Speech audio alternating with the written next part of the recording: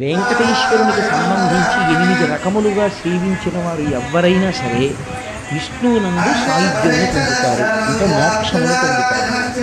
అది వెంకటేశ్వర స్వామి వారిని ప్రత్యక్షముగా పూజించగలగడం.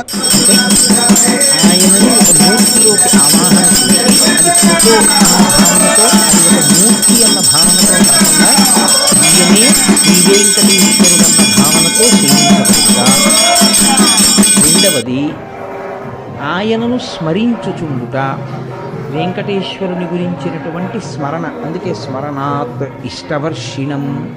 ఆ క్షేత్రం గురించి కానీ ఆయన గురించి కానీ స్మరణ చేసినంత మాత్రం చేత కోరికలు ఈడేరుతాయి.